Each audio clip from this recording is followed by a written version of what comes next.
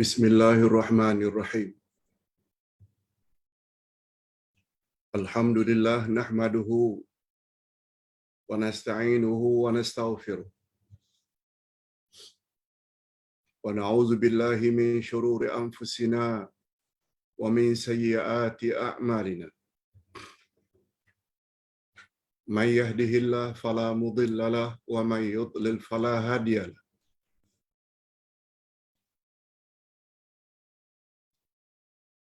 Ashhadu an la ilaha illallah wahdahu la syarika lah. Wa ashhadu anna Muhammadan abduhu wa rasuluh la nabiyya ba'dah.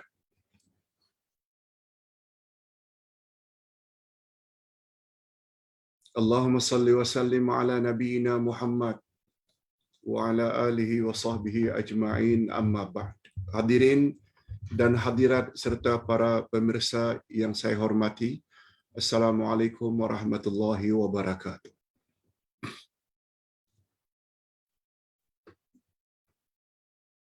Pertama-tama kita ucapkan syukur alhamdulillah kehadirat Allah Azza wa Jalla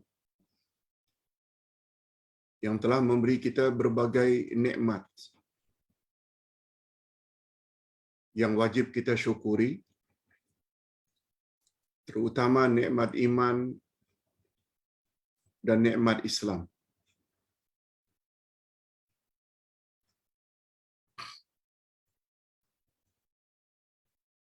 Pelajaran kita pada hari ini adalah tentang Al-Asma'ul Husna, yaitu nama Allah Al-Mannan, yang Maha Pemberi, yang Maha Pemberi nikmat, yang Maha Pemberi segala-galanya. Nama Allah Al-Mannan ini, setahu Ustaz, tidak begitu familiar di kalangan masyarakat Nusantara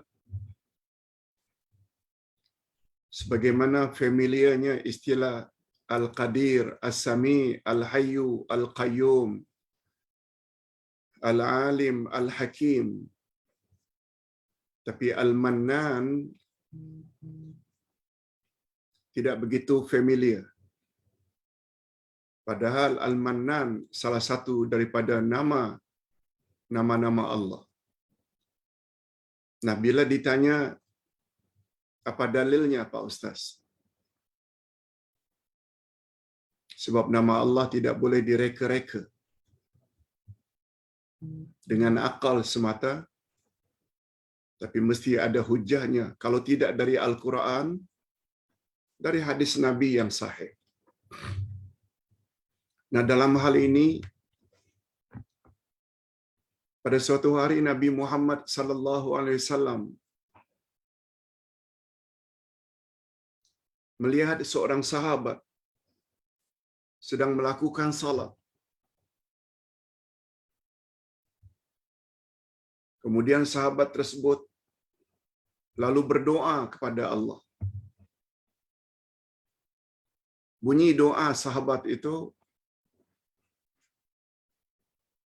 Allahumma inni as'aluka bi anna lakal hamdu la ilaha illa anta al-mannan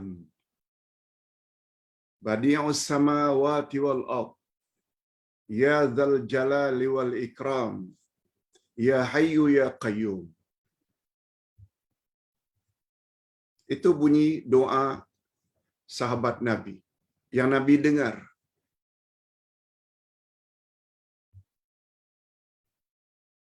Faqala an-nabi sallallahu alaihi wasallam,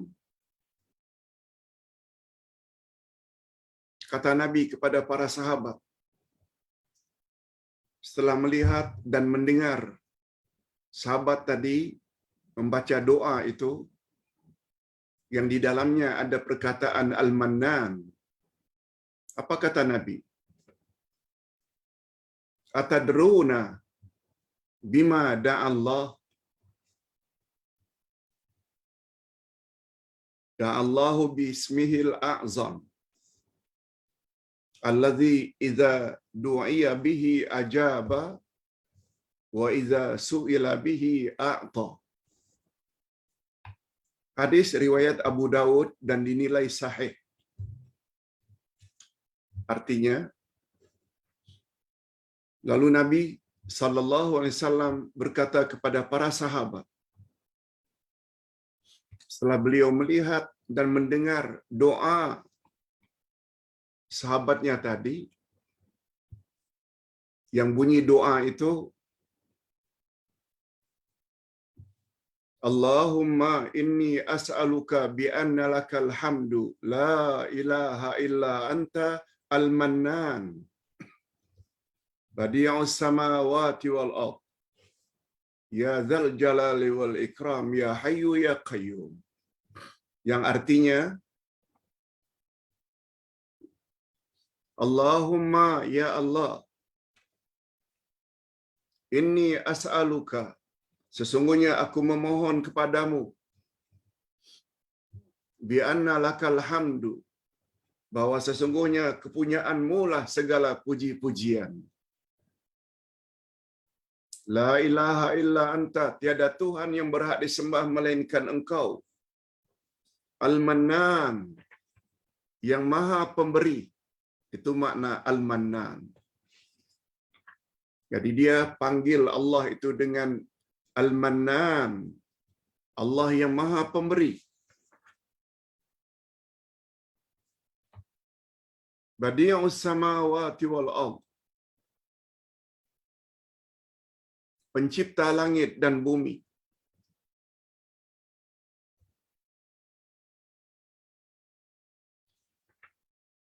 Ya Dzal Jalali wal Ikram, wahai Allah yang maha agung lagi maha mulia. Ya Hayyu ya Qayyum, wahai Allah yang maha hidup dan mengurus makhluk terus-menerus tanpa henti. Itu bunyi doa yang didengar oleh Nabi dari seorang sahabat. Lalu Nabi pun bersabda kepada sahabat-sahabat yang lain, Atadruna bima da Allah, tahukah kamu sekalian dengan apakah dia, sahabat itu berdoa kepada Allah, tahukah kamu dengan apa dia itu berdoa kepada Allah? Selanjutnya komen Nabi, dia telah berdoa kepada Allah sambil bertawassul dengan namanya yang maha agung. Dia telah berdoa kepada Allah dengan menyebut nama Allah yang maha agung, yang jika nama-nama Allah itu diseru dengan nama tersebut, niscaya dia akan mengabulkan doanya. Dan jika nama Allah tersebut, dia meminta kepada Allah dengan nama tersebut, niscaya Allah akan memberinya apa yang dia minta. Hadis riwayat Abu Dawud. Nombor hadis 1342 dinilai oleh Syekh Nasruddin Albani sebagai hadis yang sahih derajatnya. Okey. Bila dah ada dalil, jangan tanya lagi. Cuma keyakinan kita bahawa Allah ada nama Al-Mannan. Ini dalilnya. Sahih. Nabi yang sebut. Yaitu Al-Mannan.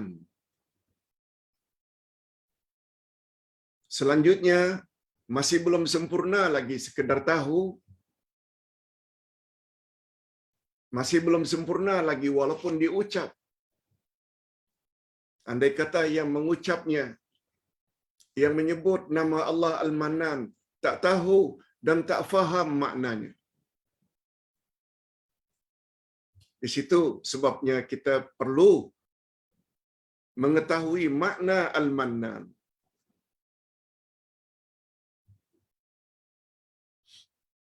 Ustaz pernah sebut hadis sahih riwayat Imam Bukhari. Inna lillahi tis'atan wa tas'ina isma mi'atan illa wahida man ahsaha dakhalal jannah. Allah memiliki 99 nama. 100 kurang 1. Man ahsaha dakhalal jannah. Siapa yang memeliharanya, dia layak masuk syurga. Kata Imam Ibnul Qayyim, makna siapa yang memeliharanya al-asma'ul husna tersebut membawa makna 3 makna. Pertama, dia tahu itu adalah nama Allah. Umpamanya Al-Hayyu. Yang kedua, dia faham makna Al-Hayyu, yaitu Maha Hidup. Yang ketiga, dia mohon kepada Allah, berdoa kepada Allah menggunakan nama Al-Hayyu. Contoh, Ya Rahman, Ya Rahim. Dia tahu kedua-duanya adalah nama bagi Allah. Ar-Rahman, Ar-Rahim. Yang kedua, dia tahu maknanya, yang Maha Pengasih lagi Maha Penyayang. Lalu dia memohon pada Allah, Ya Rahman, Ya Rahim, irhamni.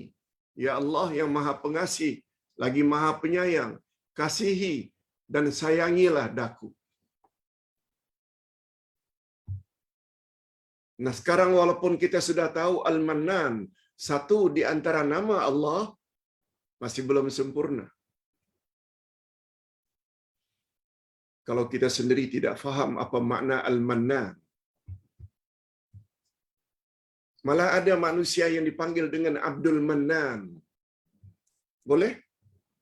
Sama dengan Abdullah, Abdul Rahman, Abdul Rahim, Abdul Qadir, Abdul Mannan. Sekarang apa makna Al-Mannan? Ini dia. Nah, setelah mengetahui apa makna Al-Mannan, yang ketiganya, kita dituntut memohon pada Allah dengan menggunakan nama tersebut. Ya Mannan, Ya Mannan, Ya Mannan.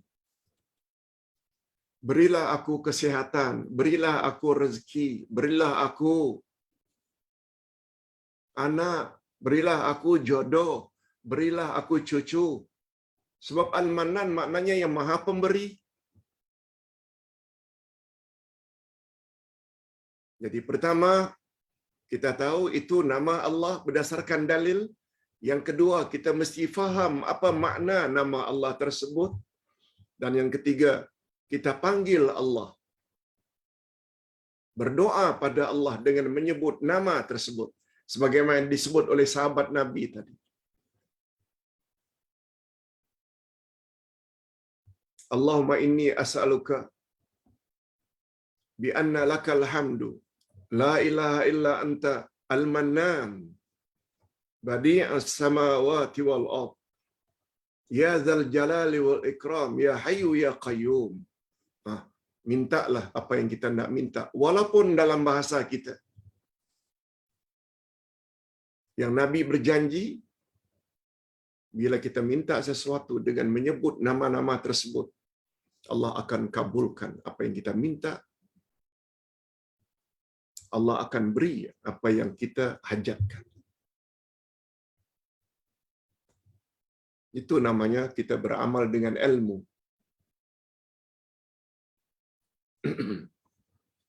Nah, dalam hal ini apa makna Al-Mannan, Pak Ustaz?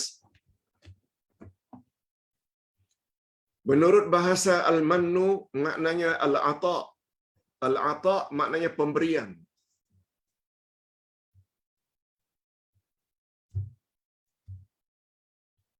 Yaitu melakukan ihsan kepada sesiapa tanpa meminta balasan.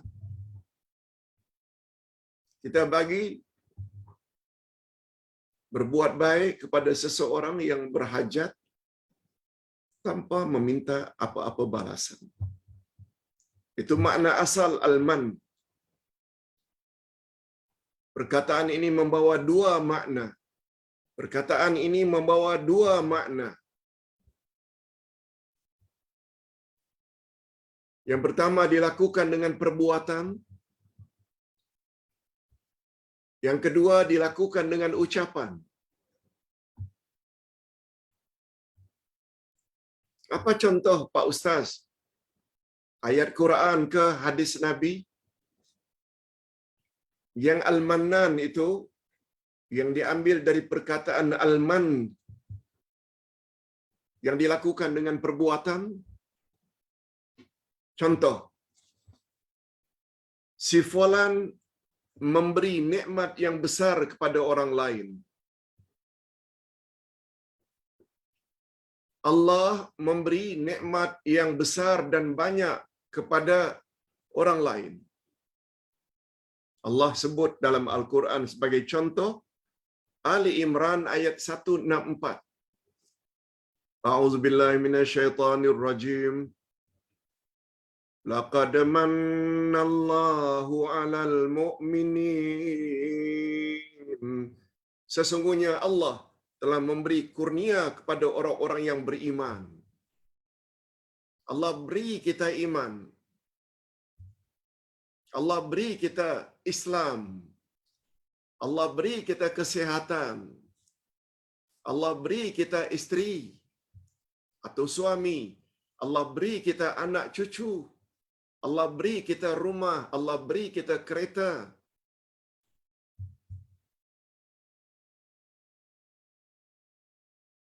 Allah beri kita sesuatu hadiah. Seperti semalam Ustaz sempena hari jadi Ustaz, ada seseorang kirim sampai 10 biji durian musingkang. Durian Musang King, maaf. Durian Musang King. Pemberian.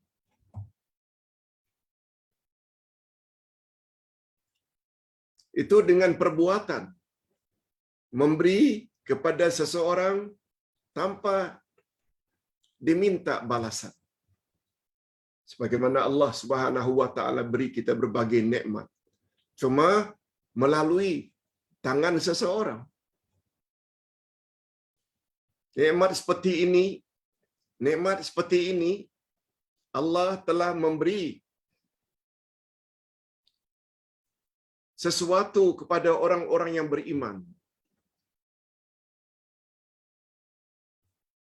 Nikmat seperti ini tidak ada yang mampu melakukannya kecuali hanya Allah. Manusia juga boleh melakukannya apabila dia suka tolong orang lain tanpa dia memerlukan atau meminta balasan. Yang kedua, al-mannu dengan ucapan. Ini adalah amalan yang tidak elok. Ini adalah amalan yang tidak elok, tidak bagus. Apabila manusia memberi kepada manusia lain, malah pemberian tersebut dapat melenyapkan ganjaran dari apa yang diberikannya, yaitu apabila pemberian itu diikuti dengan celaan, menyakitkan hati orang yang menerima pemberian kita. Itu juga mengandung makna al-man. Al-Mannan. Ya, orang yang suka menyebut-nyebut pemberiannya kepada orang lain. Sehingga apa yang dia sebut itu menyakitkan hati orang yang menerima. Dengan bahasa lain, orang yang apabila memberi sesuatu, suka mengungkit-ungkit. Disebutnya kemana saja, sampai tahu sekampung apa yang dia telah bantu kepada seseorang. Itu maknanya al-mannan dengan ucapan yang boleh menghalang pahala pemberiannya itu. Nanti kita akan sebut dalil-dalilnya. Jadi di dalam perkataan Al-Mannan mengandungi dua makna. Dia ambil pecahan kata Al-Mannu, dia membawa makna pemberian yang sangat banyak dan berat. Sebagaimana pemberian Allah kepada kita. Yang kedua diambil dari pecahan perkataan Al-Minnah. Al-Minnah ini, tadi Al-Mannan yang diambil dari akar kata Al-Mannu, pemberian yang sangat banyak, memberi tanpa meminta balasan. Bila pemberian itu datang daripada Allah.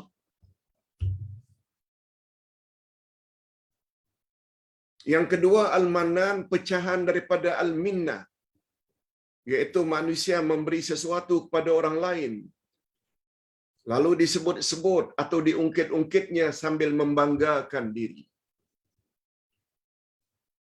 Oh, si fulan itu, kalau aku tak bagi, tak akan berasap dapurnya, tak akan masak, tak akan makan kalau aku tak bagi.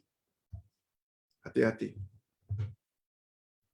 Kalau dalam bab ilmu pula, si fulan itu, kalau bukan saya yang bimbing dan ajar dia,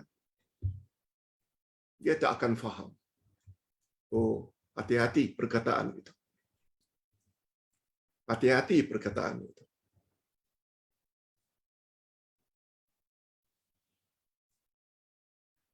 Tentang anggapan orang yang telah diajarnya positif. Terima kasihlah Pak Ustaz yang telah membimbing kami. Yang selama ini kami tak tahu Al-Asma'ul Husna. Sehingga kami belajar pada Ustaz, baru faham. Yang selama ini kami tidak mengerti ayat-ayat Quran. Tetapi dengan belajar tafsir baru kami faham. Itu bab lain. Itu sikap daripada muridnya.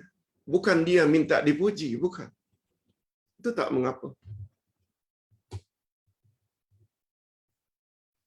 Hadirin dan hadirat, apa yang kita bagi kepada orang lain yang berfaedah pada orang lain, jangan kita ungkit-ungkit. Itu boleh merosakkan ganjaran pahala terhadap apa yang kita beri atau apa yang kita ajarkan. Kedua-dua makna tersebut boleh berlaku pada sisi Allah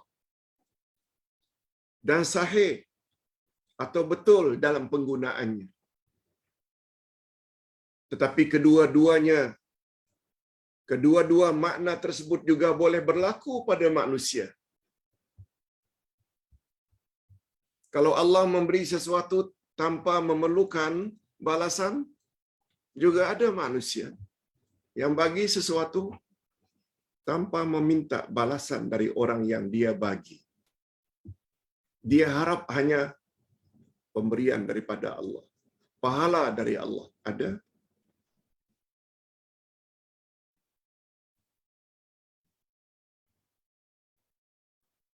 Tetapi kedua-dua makna tersebut juga boleh berlaku pada manusia.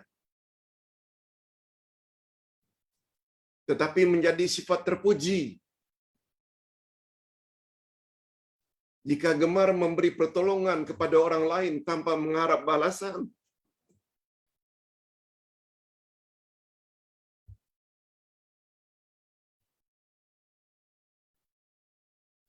Sebabnya kalau Ustaz mengajar jemaah, itu memang dari diri Ustaz. Menulis, sampaikan tentang buku perlu dibeli, ya, sebab Ustaz tak mampu cetak sendiri. Kita cetak di percetakan ada biaya. Nah, bayarlah biaya percetakan dan sedikit keuntungan untuk membiayai diri sendiri. Penulis juga ada anak, ada cucu yang perlu dibantu. Itu saja. Bukan nak cari kekayaan. Tapi yang kita harap itu ganjaran dari sisi Allah. Boleh. Kemudian bila ustaz war-warkan, ustaz sedang buat mafaza Masjid Tahfiz Fatimah Az-Zahra di Batam. Kalau nak bantu silakan. Bukan untuk ustaz. Semua yang membantu itu dia akan dapat pahala. Juga akan dapat ibu bapaknya pahala. Ekoran daripada wakafnya, infaknya, sumbangannya. Dan secara tidak langsung ustaz juga, mak bapak ustaz, keluarga ustaz juga dapat ganjaran. Itu saja. Sebabnya ustaz sangat suka istilah yang digunakan oleh sebahagian daripada jamaah. Terima kasihlah Pak Ustaz kerana telah beri kami peluang untuk infak, untuk wakaf. Mudah-mudahan kami juga layak mendapat ganjaran pahala dari sisi Allah. Itu saja. Bukan untuk ustaz secara peribadi.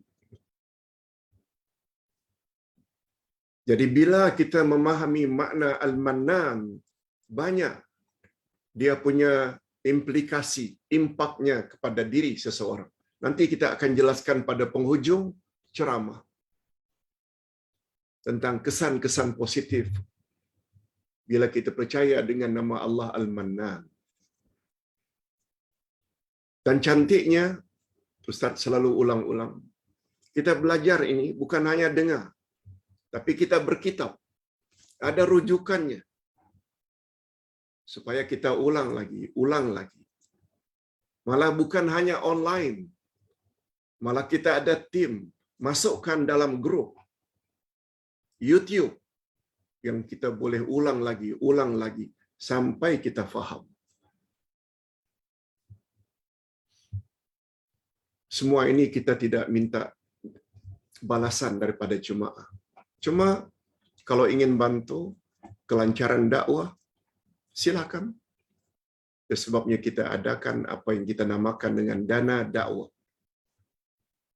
Dana kitab. Dana bantuan untuk anak yatim. Dan lain-lain. Okey.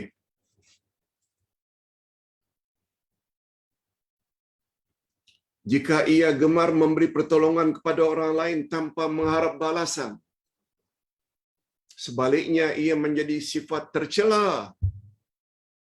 Boleh jadi menjadi sifat tercela bila membagi. Jika makna yang kedua, iaitu suka menyebut-nyebut dan berbangga diri dengan pemberiannya.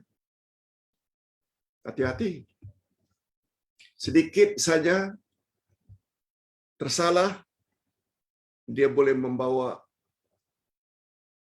hasil yang sia-sia. Malah dapat dosa lagi.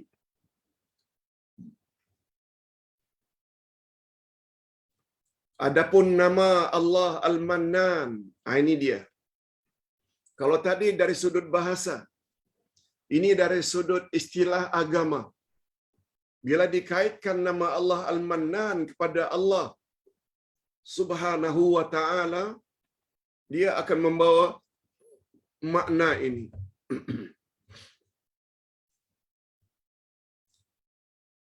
Apa dia makna Al-Mannan kalau digunakan untuk Allah?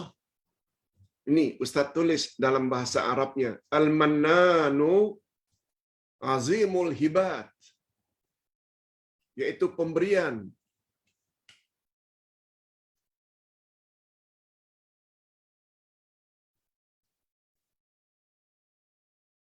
Yang hebat.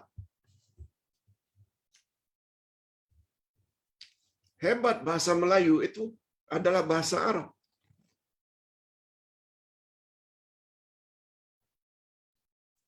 Azimul hibat, iaitu pemberian yang sangat hebat. Wal ataya, pemberian. Wal ihsan, berbuat baik. Fahuwa subhanahu yabda'u bin nawali qabla su'al. Dialah Allah yang memberi sejak permulaan hingga akhirnya. Dari awal lagi Allah dah beri pada kita sampai akhir ini sebelum mati. Wa huwal mu'ti ibtida'an wa intiha'an. Dialah Allah yang Maha Suci, memberi hambanya sesuatu sebelum diminta. Allah bagi kita sebelum kita minta lagi. Allah bagi kita pada permulaan dan pada akhirnya. Dia memberi, mengatasi apa yang diimpikan dan apa yang diharapkan. Kadang-kadang Allah bagi kita sesuatu yang kita tak terduga. Oleh itu pemberiannya itu adalah sesuatu kemurahan dan kurniaan daripadanya. Maka sangatlah bersesuaian jika dia berbangga ke atas mereka. Allah pernah berbangga ke atas mereka. Allah bila berbangga karena telah memenuhi hajat manusia, wajar-wajar saja. Sebab memang dia yang memberi segala-galanya. Panjang umur, dia yang bagi. Badan sihat, dia yang bagi. Dapat bercakap, dia yang bagi. Lancar bercakap, dia yang bagi. Rajin membaca, dia yang bagi. Jadi kalau Allah berbangga dengan pemberiannya, wajar-wajar saja. Yang tak boleh berbangga itu kita. Sebab sifatnya kita ini hanya menyalurkan saja nikmat yang datang dari Allah. Bukan kita memberi secara hakiki. Maka sangatlah bersesuaian jika dia berbangga ke atas mereka. Sebagaimana Allah telah memuji dirinya. Alhamdulillah. Dia tidak seorang pun dan tidak seorang pun yang layak berbuat demikian kepadanya. Itu sebabnya kata ulama akidah, bila kita salat, kita puasa, kita berzikir,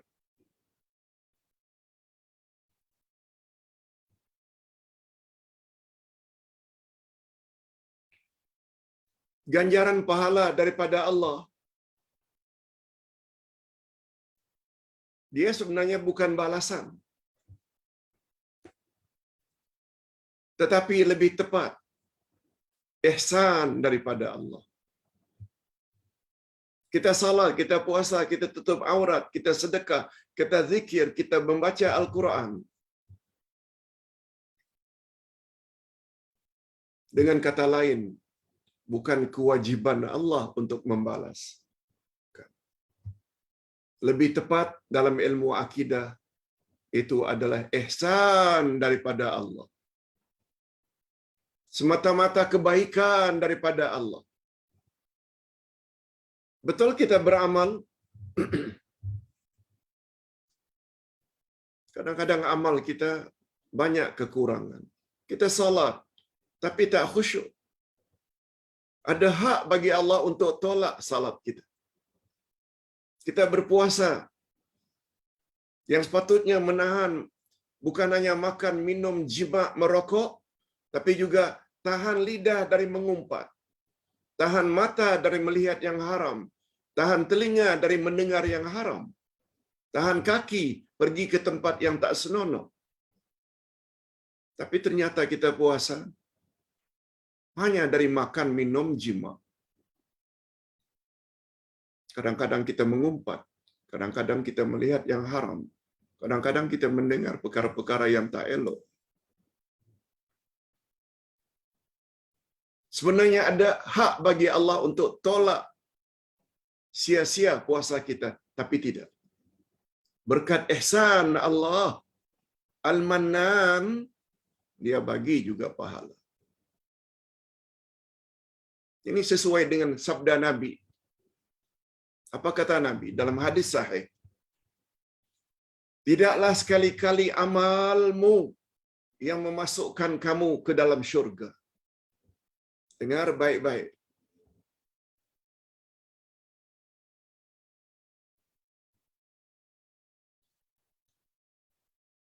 La yudkhila ahadakum al-jannata amalu. Tidaklah sekali-kali amalmu yang memasukkan kamu ke dalam syurga. Tidak sekali-kali. Lalu sahabat bertanya, "Wala anta ya Rasulullah?" Apakah Tuhan juga begitu? Bukan amalan Tuhan yang memasukkan Tuhan ke dalam syurga? Coba dengar jawaban Nabi. "Wala ana." Aku juga demikian. Bukan amalku yang memasukkan aku ke dalam syurga, tapi berkat rahmat daripada Allah, berkat kasih sayang Allah, ihsan Allah kepada aku. Itu sebabnya dalam akidah Ahlus Sunnah wal Jamaah, manusia masuk syurga adalah berkat rahmat Allah, bukan amalnya. Sebab amal Allah ada hak untuk reject. Kalau Allah mau reject, tapi Allah terima juga. Inilah yang kita maksudkan pada penghujung surat Al-Baqarah. Setelah kita menyebut sami'na wa ata'na ghufranak. Kami senantiasa bersikap dengar dan patuhi. Namun demikian kami mohon ampunan-Mu ya Allah.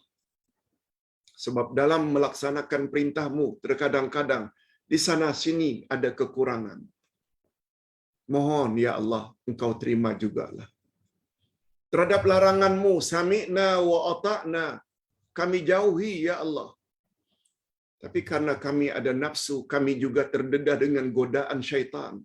Sekali-sekala kami terbuat juga larangan-Mu. Mohon ampunan-Mu ya Allah. Coba lihat cantiknya ayat Quran. Itu sebabnya sangat besar ganjaran orang yang banyak istighfar, orang yang bertobat kepada Allah Azza wa Jalla. Sebab kita tidak sempurna, kecuali mereka yang bertaraf Rasul, yang maksum.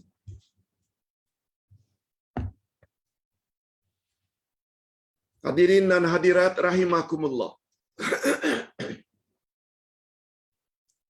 Itu sebabnya kalau kita nak lihat lebih jauh lagi, jenis-jenis Al-Mannan, dia terbagi dua. Ada namanya Al-Mannul Mamduh,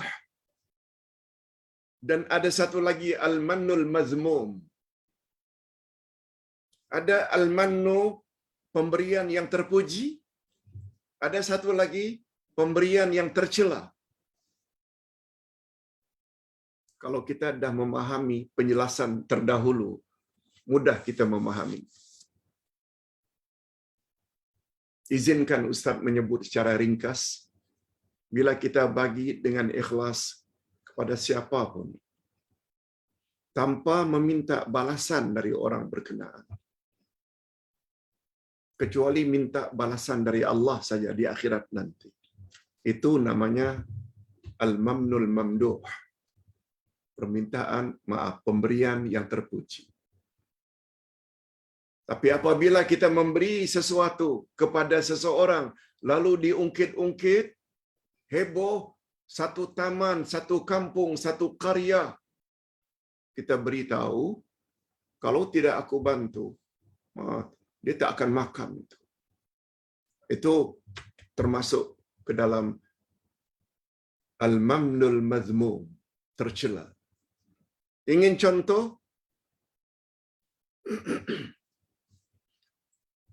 Al-Mamdul Mamduh, yang terpuji. Ini sebagaimana sabda Nabi sallallahu alaihi wasallam, "Innahu laisa minan nasi ahadun amanna alayya fi nafsihi wa malihi min Abi Bakar ibni Abi Quhafa. Walau kuntu muttakhidhan minan nasi khalila, latakhastu Aba Bakrin khalila, walakin khullatul Islam afdal." Rawahul Bukhari. Apa kata Nabi? Sesungguhnya tidak ada seorang pun yang lebih menenteramkan aku dalam hal pengorbanan, baik dalam hal jiwa maupun dalam bab harta, pengorbanan Abu Bakar As-Siddiq tidak ada yang boleh lawan Abu Bakar As-Siddiq. Ketika aku dibunuh, lalu aku disuruh oleh Allah hijrah dari Mekah ke Madinah, Abu Bakar yang tolong aku. Dia sediakan unta untuk aku. Aku ingin bayar berapa sewa unta, dia tak mau terima. Abu Bakar As-Siddiq. Jika aku boleh menjadikan di antara manusia sebagai khalil, yaitu teman kesayangan, saya aku akan menjadikan Abu Bakar sebagai khalilku. Khalil maknanya teman kesayangan. Kalaulah boleh. Sebab semua kita tahu yang Khalilullah itu dua saja. Nabi Ibrahim Khalilullah dan Nabi Muhammad Khalilullah. Begitu tinggi maknanya derajat Khalilullah. Habibullah di bawah Khalilullah. Semua nabi adalah Habibullah. Kesayangan, kekasih Allah. Khalilullah, kesayangan Allah. Hanya dua saja, Ibrahim dan Nabi Muhammad. Itu sebabnya andaian Nabi Muhammad, andai kata aku boleh memberi gelaran Khalil itu kepada manusia, aku akan bagi kepada Abu Bakar As-Siddiq. Karena baiknya beliau. Berkorban jiwa raga, harta. Akan tetapi kesayangan atau persaudaraan Islam adalah lebih utama. Hubungan kita dengan sesama Muslim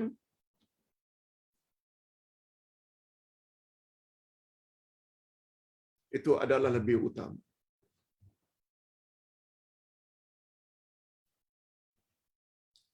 Kesayangan guru kepada murid, kesayangan murid kepada guru atas dasar Islam. Belajar Al-Asma'ul Husna, belajar tafsir Al-Quran. Lalu muncullah kasih sayang antara guru dengan jemaahnya. Itu kata Nabi yang paling afdal.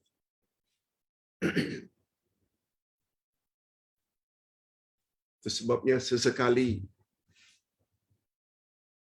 Ustaz sebut juga para jemaah yang Ustaz kasihi dan sayangi.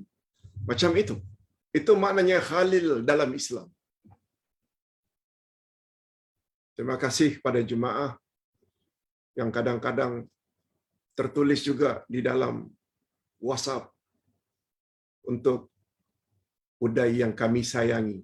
Boleh, tak ada salah. Tak ada salah. Sebab hubungan kita sama-sama ingin mengharap redha daripada Allah Azza wa Jalla. Yes, itu maksudnya. Itu contoh Khalil yang mamduh. Maaf, al-mannu al-mamduh. Pemberian yang terpuji. Adapun pemberian yang tercela, ini dia. Banyak contohnya. Antara lain firman Allah. Ya ayyuhalladzina amanu la tubtilu sadaqatikum bil manni wal adha. Orang-orang yang beriman, jangan kamu batalkan, jangan kamu sia-siakan pemberianmu dengan mengungkit-ungkit setelah pemberian itu diberi. Sehingga sakit hati orang yang menerima pemberian. Ini di antara contoh pemberian yang tercela. Oh, satu lagi hadis Nabi. Ada 3 golongan yang Allah tak mau bercakap dengannya di akhirat nanti. Ini hadisnya. Hadis sahih riwayat Imam Muslim.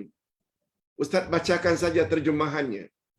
Ada 3 golongan yang Allah enggan bercakap kepada mereka pada hari kiamat. Apa makna enggan? Maknanya Allah sangat marah. Betul tak? Bila anak kita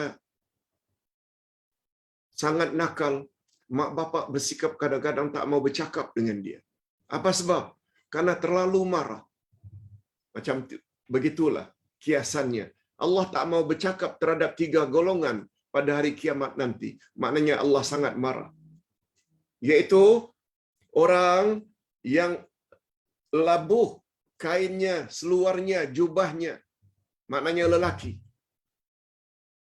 Itu sebabnya kalau pakai jubah, pakai kain, jangan menutup buku lali. Dilarang oleh Nabi.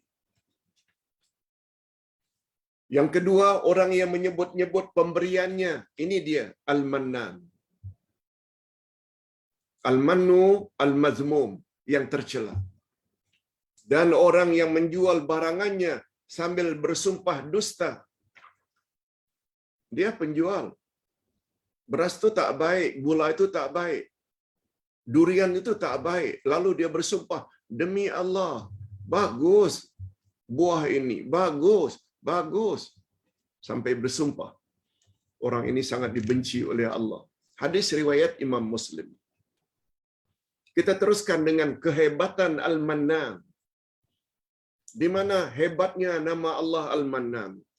Allah Al-Mannan sangat hebat karena dia telah memberi kurnia yang luar biasa dan agung kepada hamba-hambanya. Di antaranya, ini kita sebut secara ringkas, mengingat masa, dia telah memberi manusia kehidupan. Bukan saja kehidupan, akal fikiran, kemampuan bertutur. Diberinya manusia bentuk rupa yang paling elok dan cantik.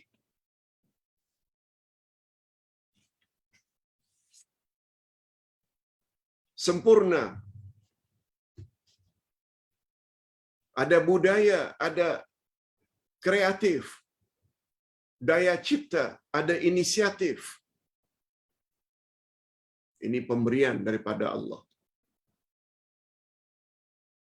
Itu kehebatannya. Tak ada yang boleh berbuat begitu kecuali hanya Allah. Allah telah berfirman, dan dia telah memberi kepadamu sebahagian dari tiap-tiap apa yang jua yang kamu hajati. Dan jika kamu menghitung nikmat Allah, niscaya lemahlah kamu menentukan bilangannya. Tak mampu kita menghitung pemberian Allah. Sesungguhnya manusia yang ingkar sangat suka menempatkan sesuatu pada bukan tempatnya, lagi sangat tidak menghargai nikmat Allah. Sebabnya Allah Subhanahu wa taala beri amaran keras dalam ayat 7 surat Ibrahim. La in syakartum la azidannakum. Bila kamu syukuri nikmat-nikmatku, niscaya akan aku tambah-tambah lagi nikmatku kepadamu. Wala in kafartum inna azabi lasyadid. Bila kamu kufur nikmat, tak pandai mensyukuri nikmat, ingat azabku sangat pedih. Surat Ibrahim ayat 7. Kehebatan Al-Mannan yang kedua, dia yakni Allah telah mengutus kepada manusia para rasulnya sebagai penyampai berita gembira dan pemberi peringatan agar para rasul itu menjelaskan dan menerangkan pada mereka jalan yang hak, jalan yang lurus lagi nyata. Yang enggan demikian, yang dengan demikian mereka berada dalam jalan yang lurus. Ini yang selalu ustaz-ustaz sunnah kita sampaikan. Ikut Quran, ikut sunnah. Sebab manusia yang paling pakar menafsirkan Quran adalah Rasulullah. Sebab baginda dapat wahyu. Ini ayatnya. Laqad mannallahu 'alal mu'minin. Ada kata-kata manna. Allah telah menganugerahkan kepada orang-orang yang beriman, yaitu dengan mengutuskan rasul dari jenis mereka, yaitu dari jenis mereka. Rasul itu utusan Allah dari jenis manusia, bukan malaikat, bukan jin. Membaca mereka ayat-ayatnya, nah untuk manusia akhir zaman, yaitu Al-Quran.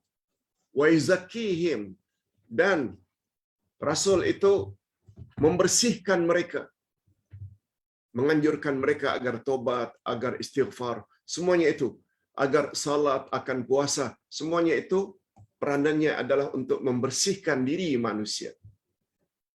Wa yu'allimuhumul kitaba wal hikmah. Rasul mengajar kita kitab dan hikmah. Hikmah di sini dengan makna sunnah. Wa in kanu min qalbin la fi dhalalim mubin. Walaupun mereka pada awalnya sebelum Rasul datang, mereka adalah dalam golongan orang-orang yang sesat.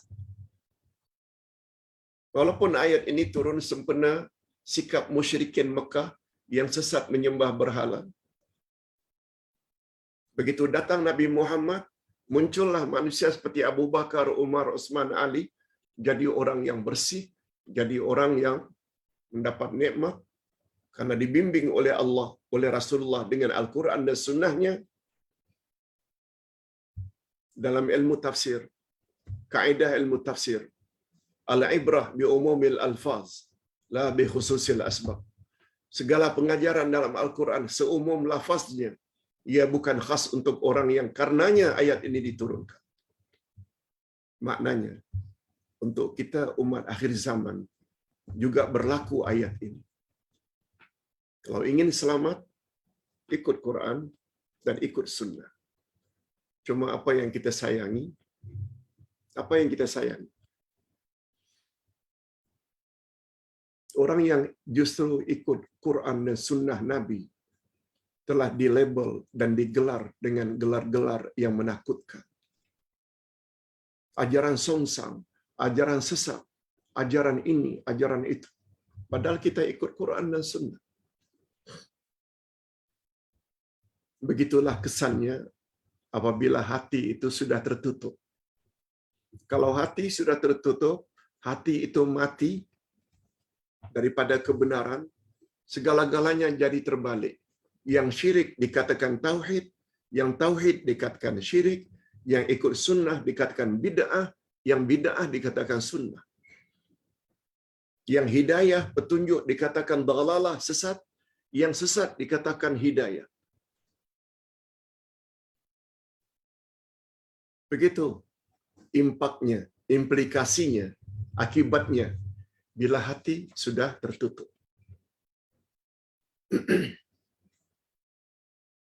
Hadirin dan hadirat rahimakumullah, kehebatan Al-Mannan yang ketiga. Dia, yakni Allah, memberi kurnia yang paling agung, yaitu agama Islam. Alhamdulillah, kita telah memeluk agama Islam. Satu-satunya agama yang Allah redai. Inna dina indallahil Islam.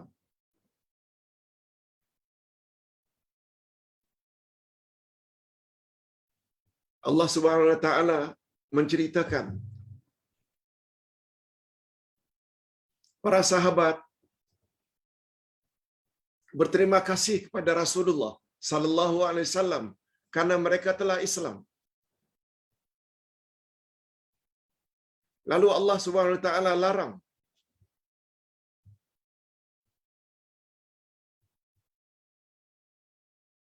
Lalu Nabi Muhammad sallallahu alaihi wasallam larang sahabat, mengatakan bahwa keislaman mereka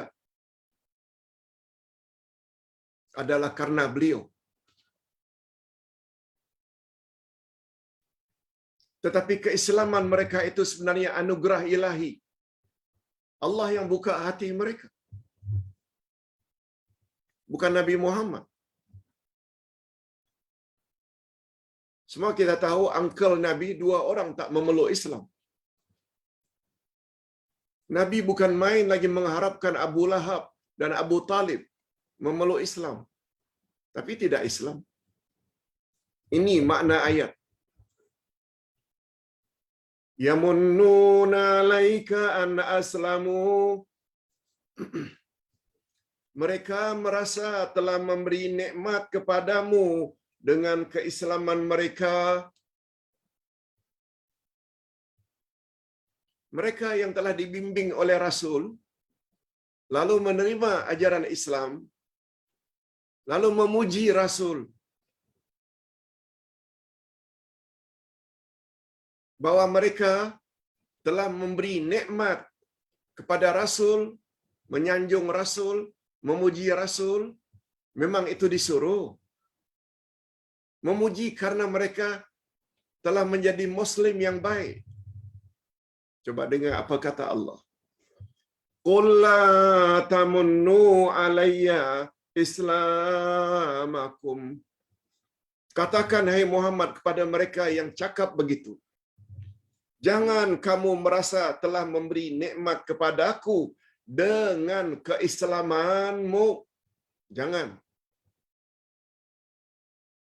Sebenarnya Allah lah. Sebenarnya Allah lah. Dialah yang melimpahkan nikmat kepadamu dengan menunjuki kamu kepada keimanan jika kamu adalah orang-orang yang benar. Sebenarnya sekedar beri terima kasih Pak Ustaz telah membimbing kami Al-Asma'ul Husna, tafsir Al-Quran, hadis Nabi. Tak mengapa sekedar itu. Tapi bapa-bapa dan ibu-ibu serta para pemirsa, jangan kata telah memberi kepada Ustaz nikmat keislaman anda. Yang telah membuka hati anda itu adalah Allah. Terhadap ketaatan dan kepatuhan antum semua Allah. Di sinilah perlunya kita faham hidayah itu ada dua. Hidayah dengan makna memberi penjelasan dan bimbingan itu boleh dilakukan oleh Nabi, boleh dilakukan oleh pendakwah-pendakwah, oleh ustaz-ustaz, oleh guru, oleh cikgu, oleh ibu bapa. Tapi terbatas kepada hidayah dengan makna al-bayan wal irsyad, yaitu penjelasan dan bimbingan. Seperti sekarang ini. Ustaz mampu buat. Tapi hidayah yang kedua, ini hanya milik Allah. Yaitu hidayah dengan makna at-taufiq. Taufik maknanya buka hati seseorang sehingga dia menerima kebenaran dan mengamalkannya. Itu hanya kerja Allah. Itu maksudnya ayat ini. Allahu Akbar. Allahu Akbar. Begini bila kita belajar Al-Asma'ul Husna. Yang keempat, dia telah menyelamatkan hamba-hambanya yang beriman, lagi lemah, daripada golongan yang sombong dan gemar membuat kerosakan. Selanjutnya, memberi kurnia kepada mereka keamanan dan ketenteraman, serta berkuasa di atas muka bumi. Ini disebut oleh Allah di dalam surat Al-Qasas ayat 5. Dan kami hendak memberi kurnia kepada orang-orang yang tertindas di bumi Mesir dan hendak menjadikan mereka pemimpin dan menjadikan mereka orang-orang yang mewarisi bumi. Ayat ini ada kaitannya dengan Allah selamatkan Mesir daripada pemerintahan Firaun dan Haman. Akhirnya mereka diselamatkan oleh Allah, Bani Israel di bawah kepimpinan Nabi Musa dan Nabi Harun. Itu maksudnya. Allah yang Subhanahu wa taala yang beri. Maksudnya negeri Syam dan Mesir dari negeri dan negeri sekitarnya yang pernah dikuasai Firaun dahulu. Sesudah kerajaan Firaun runtuh, negeri-negeri itu diwarisi oleh Bani Israel. Zaman itu. Yang terakhir, yang kelima. Dia jugalah, yakni Allah yang memberi kurnianya kepada para walinya pada hari pembalasan dan menghindarkan mereka daripada siksaan api neraka. Selanjutnya memasukkan mereka ke dalam syurga kekal abadi di dalamnya. Wali-wali Allah. Mudah-mudahan kita termasuk ke dalam wali-wali Allah. Jangan heran.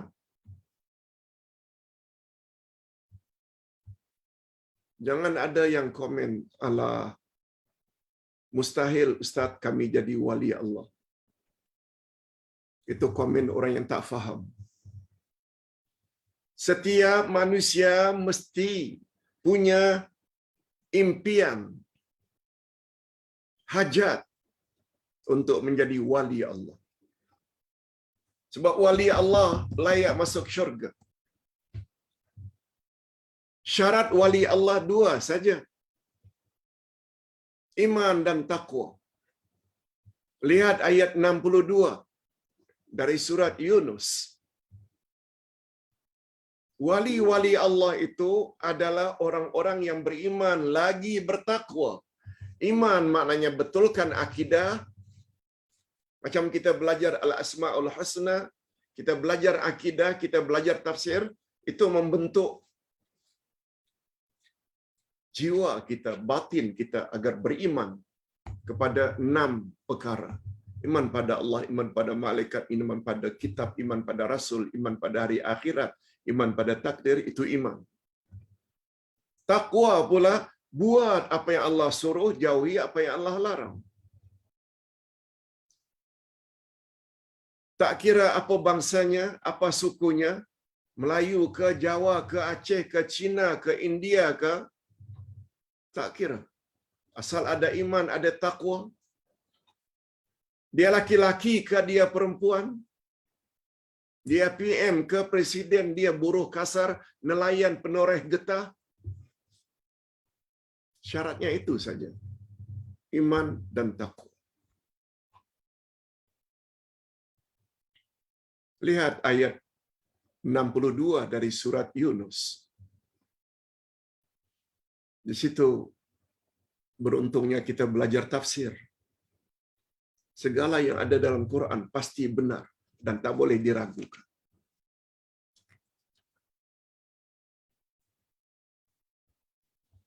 Nah, yang terakhir sekali.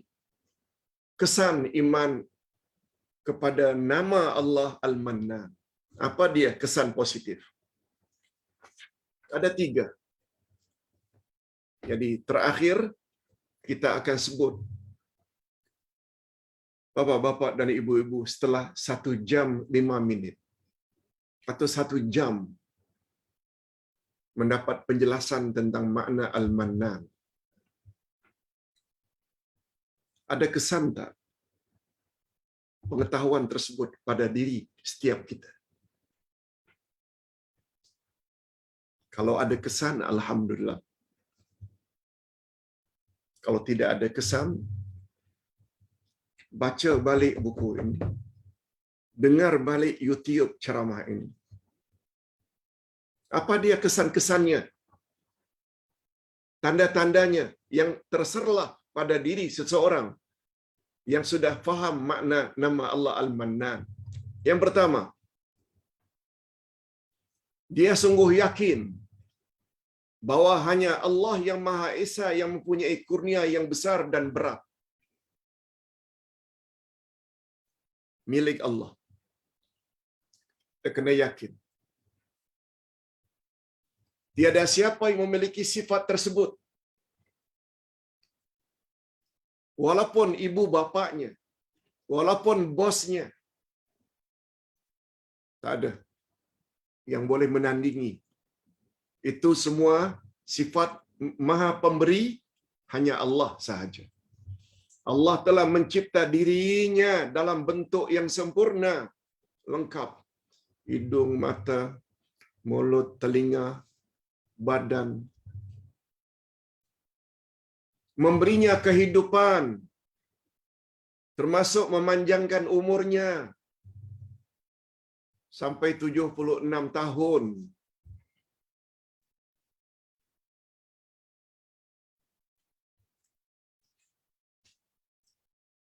Bukan vitamin, bukan suplemen, bukan jogging, bukan. Yang memanjangkan umur kita, yang menyehatkan kita adalah Allah. Yang memberi dia akal fikiran, mengutus rasulnya, menurunkan kitabnya, memberi hidayah ke jalan yang lurus. Itu hanya ada di tangan Allah. Kita kena yakin. Yang kedua,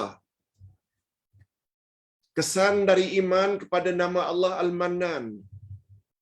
Jika dia memberi sesuatu kepada makhluk yang lain, dia memberi. Dia tidak akan menyebut-nyebut atau mengungkit-ungkit pemberiannya sambil berbangga diri. Ustaz tadi dah sebut. Kalau saya tidak ajar dia, sesat dia. Kalau saya tidak bagi makanan, mati dia. Jangan. Tak boleh cakap macam itu. Itu termasuk pemberian yang tercela. Al-mannul mazmum. Malahan dia akan merasa bersyukur jika pemberiannya diterima oleh pihak yang diberi. Bukan sebaliknya menyombongkan diri. Macam Ustaz. Ustaz coba beri. Bukan dalam bentuk keuangan. Ilmu. Lalu ada jemaah yang mau menerima. Sekian ribu orang. Malah Ustaz selalu offer. Kalau mereka belum masuk ke dalam grup Uday Al-Furqan ke Tafaquh Fiddin ke, Uday Group ke, Ustaz tawarkan. Mau tak masuk Ustaz Ed dalam grup? Supaya tahu jadual pengajian. Boleh ulang balik YouTube yang tim masukkan. Oh boleh Ustaz. Terima kasih banyak. Happy Ustaz. Bukan kerana minta pujian. Terima kasih Pak Ustaz telah add saya dalam grup itu. Terima kasih macam itu dibolehkan. Dan Ustaz sendiri merasa happy, gembira. Oh, ada juga orang yang sudi pelawaan atau ajakan kita. Yang macam itu tak salah. Bukan kita minta dipuji. Dia dua yang tak sama. Malahan dia akan merasa bersyukur jika pemberiannya diterima oleh pihak yang diberi. Bukan sebaliknya membanggakan dirinya. No. Yang terakhir, yang ketiga. Jika dia tidak dapat memberi sesuatu atas sebab-sebab tertentu, maka dia akan berusaha untuk menolak permintaan seseorang dengan kata-kata yang baik dan memaafkan. Ada jemaah yang tanya, yang Ustaz tidak boleh jawab. Ustaz akan katakan, minta maaf, Ustaz tidak ada maklumat tentang itu. Macam itu saja, bukan tak mau memberi. Mudah-mudahan jemaah memahami sikap Uday, malah menawarkan kalau ada yang kurang faham sila tanya. Sementara ada setengah-setengah pihak yang tak mau ditanya. Tapi Ustaz offer.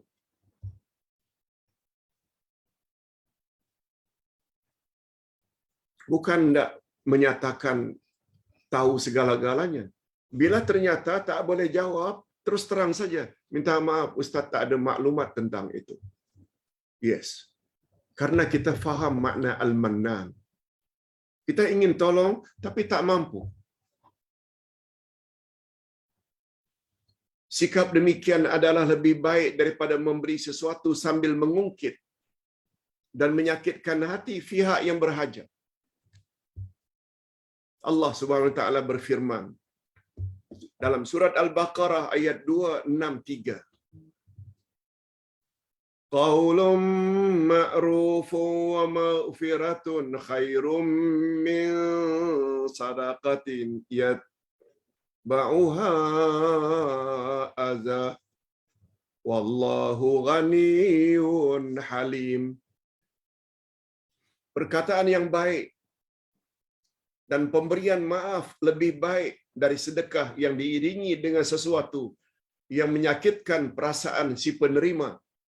Allah Maha Kaya lagi Maha Penyantun. Hadirin dan hadirat, ini dulu pembahasan tentang nama Allah Al-Mannan. Jika masih belum faham, baca. Jika masih belum faham, dengar balik YouTube. Jika masih belum faham juga, buat soalan. InsyaAllah Ustaz akan coba menerangkannya dengan lebih terperinci. Hadirin dan hadirat, selesailah sesi yang pertama, iaitu topik nama Allah Al-Mannan. Berikut kita akan sambung dengan menjawab beberapa pertanyaan.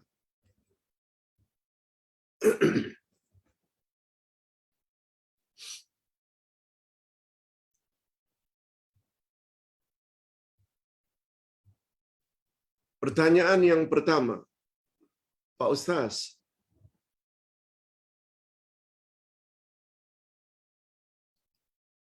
hari ini diviralkan pandangan seseorang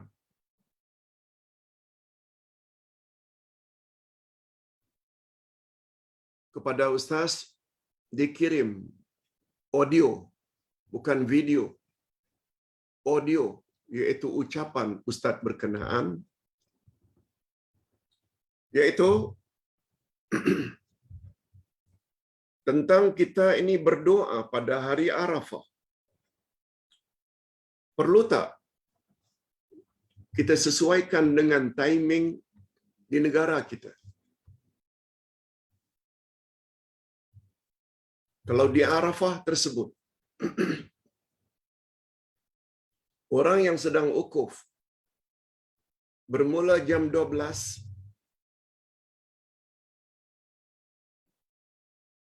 kita tambah 4 atau 5 jam kemudian yang untuk kita di sini bermula dari asar hingga isyak.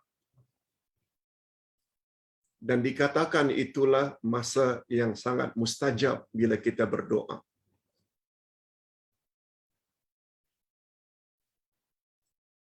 Hadirin dan hadirat rahimakumullah.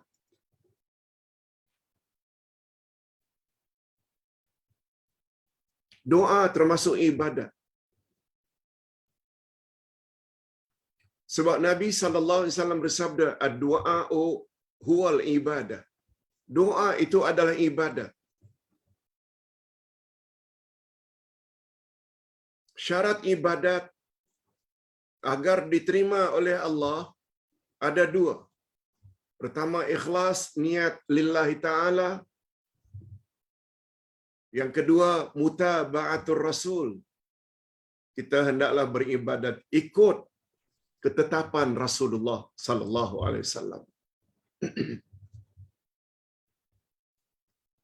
Apa makna ikut Rasulullah, Pak Ustaz?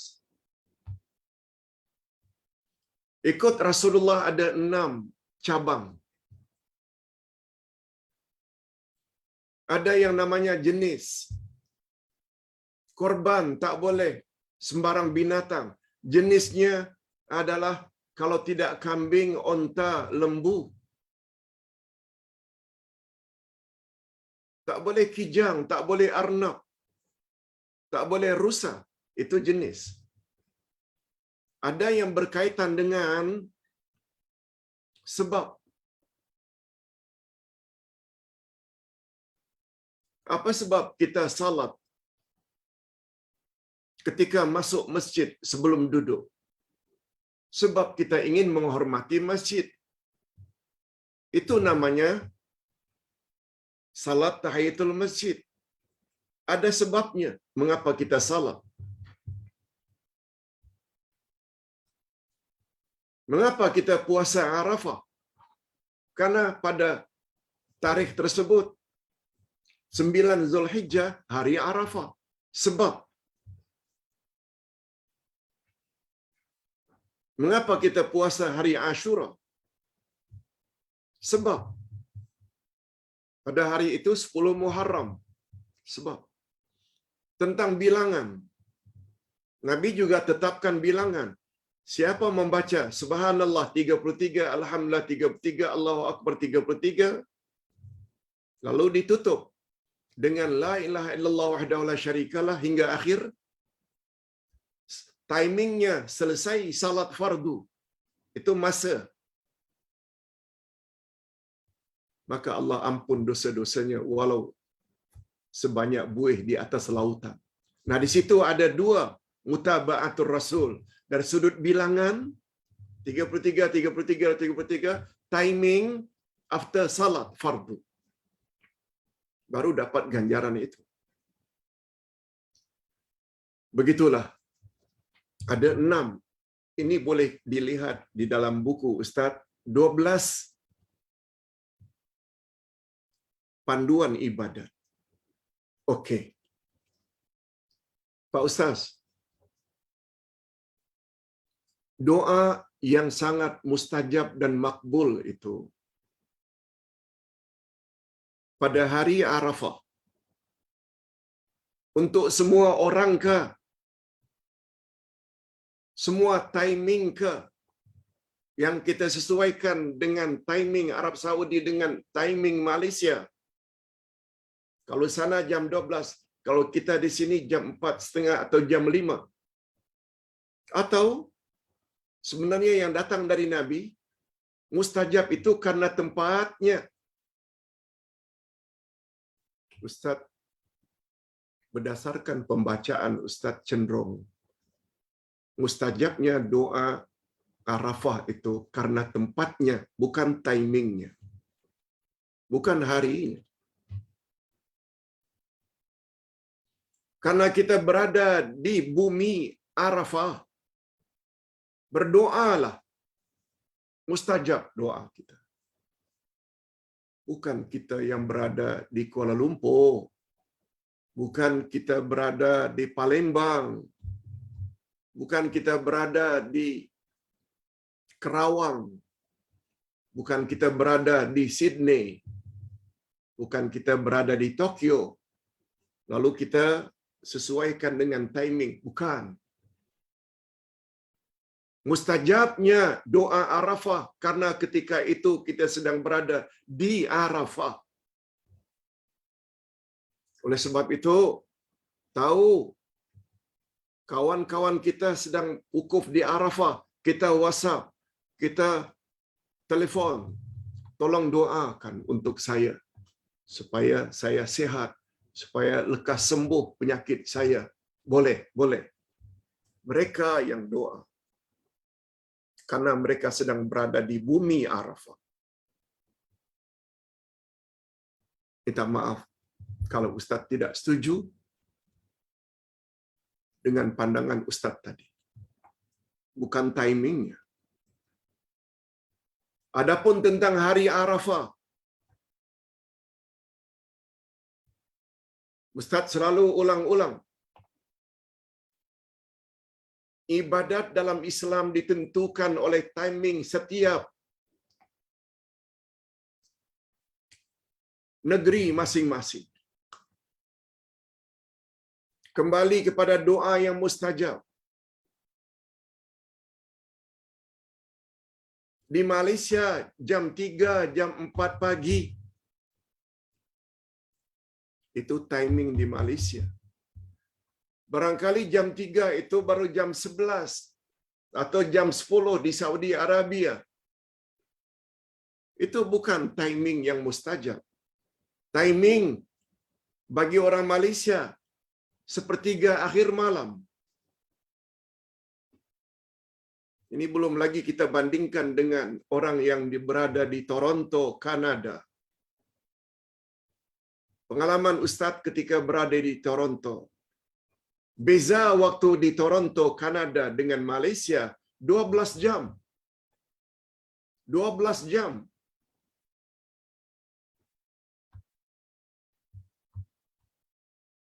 Maknanya kalau kita berada di Malaysia jam 3 pagi, sepertiga akhir malam, di sana jam 3 petang. 12 jam. Untuk kita 3 pagi itu masa yang mustajab. Tidak untuk orang Toronto. Untuk orang Toronto, jam 3 pagi mereka pula lah. Yang ketika itu 3 petang di Malaysia. Okey. Adapun tentang hari berpuasa Arafah, kita terikat dengan ketentuan negara kita. Yang paling nyata tahun ini sudah diisytiharkan oleh pemegang mohor, kita berhari raya adalah pada hari Ahad 10 Zulhijjah sama dengan 10 Julai. Sedangkan di Arab Saudi, Idul Adha-nya adalah 9 Julai sama dengan 10 Zulhijjah. Menurut pandangan Ustaz cenderung kita puasa Arafah adalah pada hari Sabtu, bukan pada hari Jumaat. Bukan pada hari Jumaat. Puasa Arafah. Sebab ketentuan-ketentuan dalam beragama dia tertakluk pada negeri masing-masing. Contoh, kita mula puasa. Betul tak biasanya lambat sehari berbanding dengan Arab Saudi? Karena ukuran bagi orang Malaysia, bila orang Malaysia nampak anak bulan. Tapi orang Arab Saudi nampak anak bulan lebih dahulu. Mereka puasalah lebih dahulu. Demikian juga berhari raya Idul Fitri dan Idul Adha. Wallahu a'lam. Itu jawaban Ustaz. Kalau rasa berpuas hati, silakan ikut. Kalau cenderung pada pendapat yang satu lagi, silakan. Tidak ada paksaan. Tujuan Ustaz hanya menjelaskan saja, sesuai dengan apa yang Ustaz yakini. Hadirin dan hadirat rahimakumullah.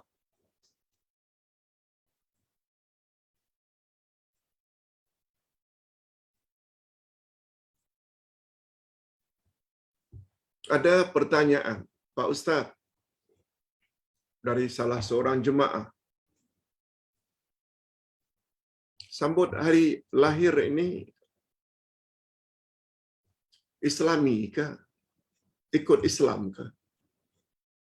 Sebab saya ada dengar sambut hari lahir ini bermakna kita telah ikut orang kafir. Hadirin dan hadirat, lalu beliau sebutlah pendapat ini dan itu. Termasuk Zakir Naik, termasuk Al-Fadil Ustaz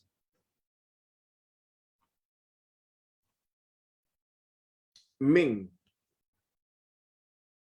Hadirin dan hadirat, kita perlu faham hadis Nabi, hadis sahih, man tashabbaha biqaumin fahuwa minhum. Siapa yang menyerupai sesuatu kaum, maka dia termasuk kaum itu. Termasuk atau pendapat dua tokoh pendakwah tersebut, Ustaz Ming dan Zakir Naik.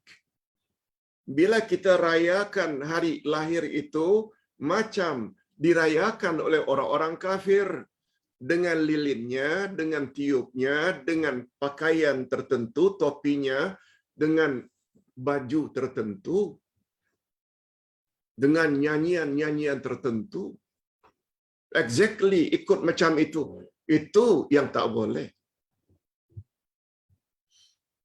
Tapi kalau hanya sekedar kami ucap sanah helwa, Ustaz, selamat hari lahir, kami doakan mudah-mudahan Ustaz panjang umur dan sihat selalu untuk terus membimbing kami.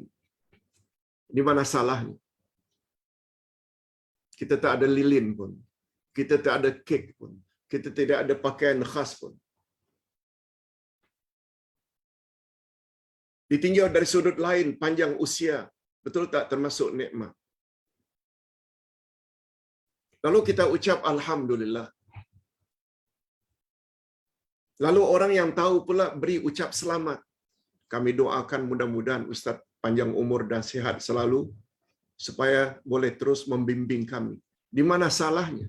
Sedangkan kita disuruh agar saling doa mendoakan kebaikan.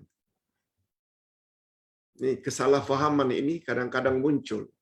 Tapi alhamdulillah lah, dari sekian ratus yang telah memberi ucap selamat, ada satu orang yang mempertikaikan. Bukankah itu ikut cara orang kafir?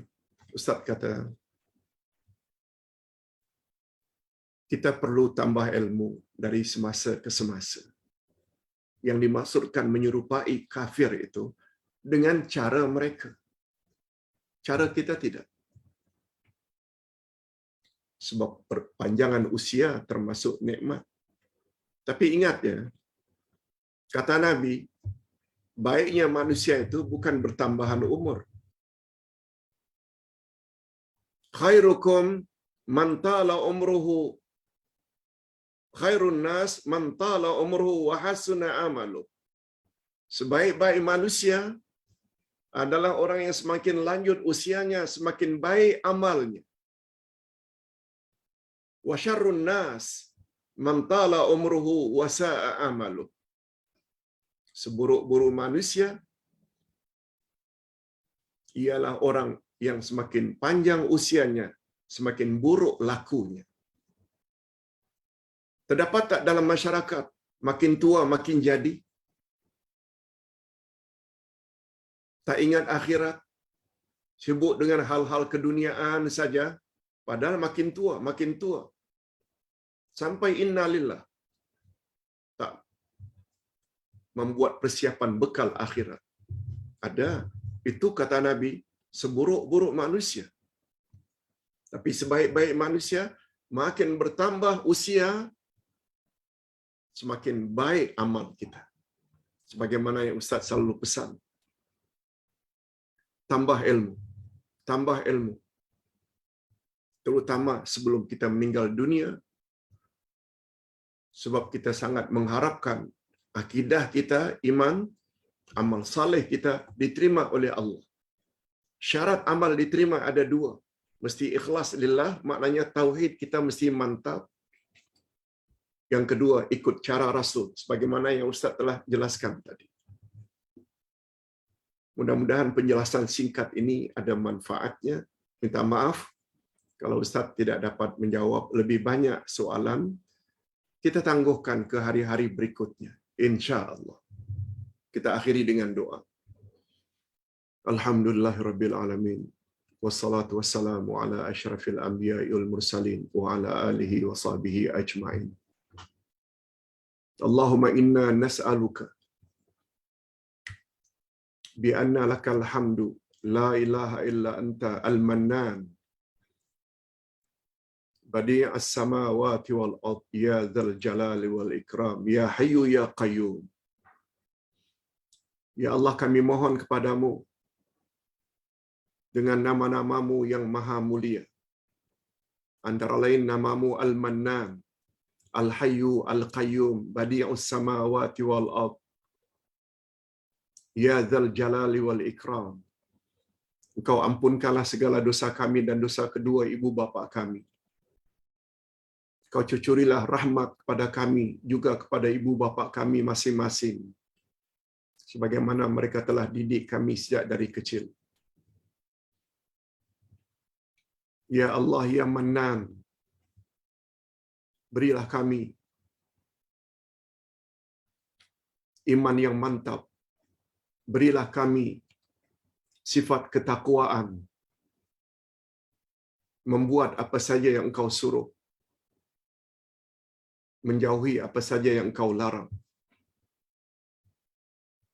Jadikanlah kami sebagai wali-wali Engkau, Ya Allah, yang Engkau telah sebut dalam Al-Quran. Syarat untuk jadi wali, yaitu iman yang mantap dan ketakwaan, buat suruhan-Mu dan jauhi larangan-Mu. Sebab hanya wali-wali Allah saja yang layak memasuki syurga-Mu dan layak mendapat ganjaran yang berlipat ganda dari sisi-Mu di akhirat nanti. Allahumma khtim lana bihusnil khatimah wa la takhtim alaina bisu'il khatimah. Wa sallallahu ala nabiyyina Muhammad wa ala alihi wa sahbihi ajma'in. Subhana rabbika rabbil izzati amma yasifun wa salamun alal mursalin walhamdulillahi rabbil alamin. Subhanakallahumma wa bihamdik asyhadu an la ilaha illa anta astaghfiruka wa atubu ilaik. Wassalamualaikum warahmatullahi wabarakatuh.